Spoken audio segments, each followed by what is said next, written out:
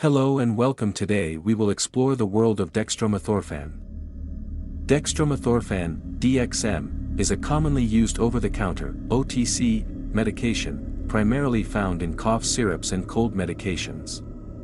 It is used as a cough suppressant, antitussive, and works by affecting the signals in the brain that trigger the cough reflex. Although it is safe and effective when taken as directed, it is sometimes abused for its psychoactive effects. Here's a detailed explanation: chemical nature and classification. Full name: dextromethorphan, class, DXM is a dissociative, anesthetic and NMDA receptor antagonist. It is structurally similar to other substances like ketamine and PCP, phencyclidine, which are also dissociative substances. Mechanism of action: DXM primarily acts on the NMDA, N-methyldiaspartate, receptors, which are involved in the transmission of excitatory signals in the brain.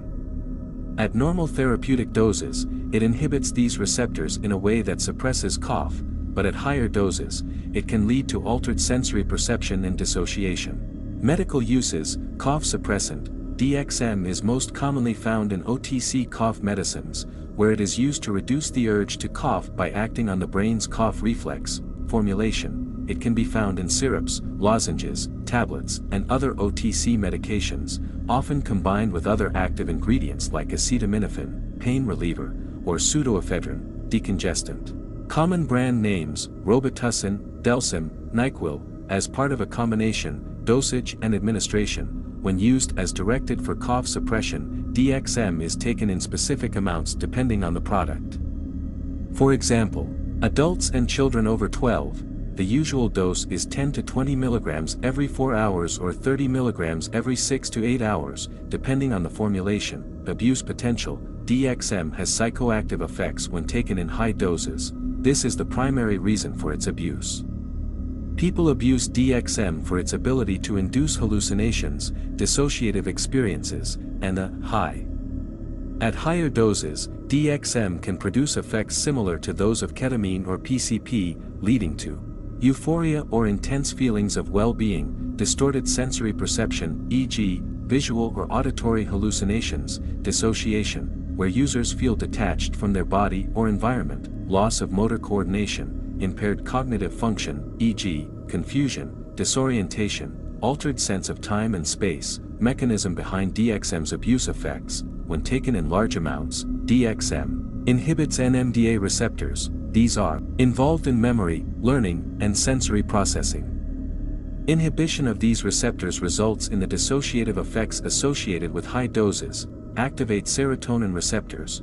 At higher doses, DXM can increase serotonin release, which can lead to effects like euphoria and visual distortions. Depletes dopamine. DXM's action can also affect dopamine levels, contributing to its addictive properties and mood-altering effects. Toxicity and risks. Abusing DXM can be dangerous, as high doses may lead to serotonin syndrome.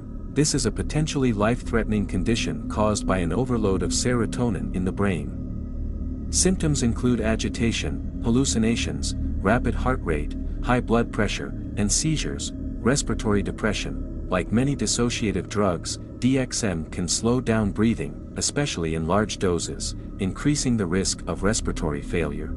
Cardiovascular problems. Overuse can lead to an increase in blood pressure and heart rate, which can be dangerous for individuals with heart conditions.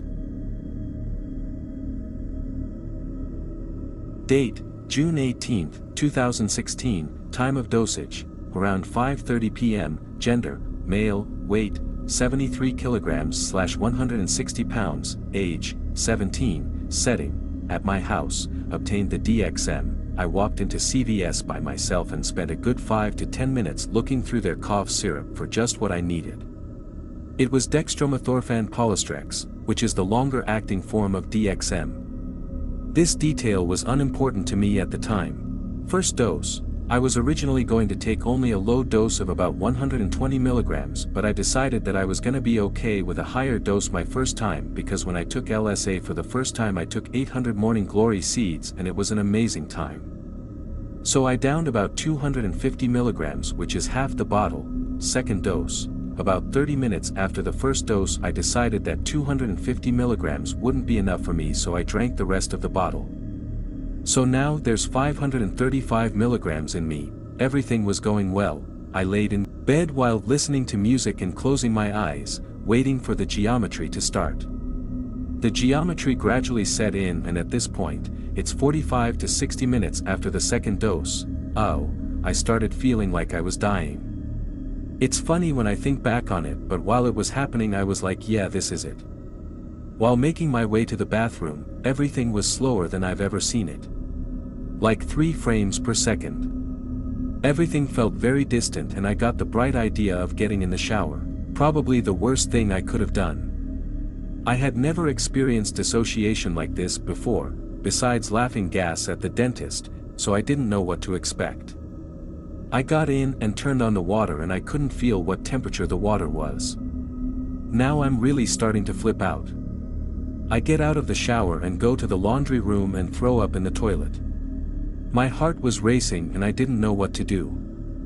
I told my mom that I was sick and I needed to go to the hospital, and she said okay. So I went to the hospital and was there until about 2 a.m. I specifically remember hearing voices while I was there. One of the voices said that something happens once every 1,000 years. No idea what that's supposed to mean. The universe was probably trying to tell me that I messed up. Conclusion: the trip ended up lasting about 4 days. Every time I would wake up, everything was still 3 frames per second. I know now that I have the CYP2D6 deficiency. I only need to take 120 milligrams to have a good trip, with geometry that lasts at least 2 days. Thank you for enjoying the world of DXM with me. See you next time.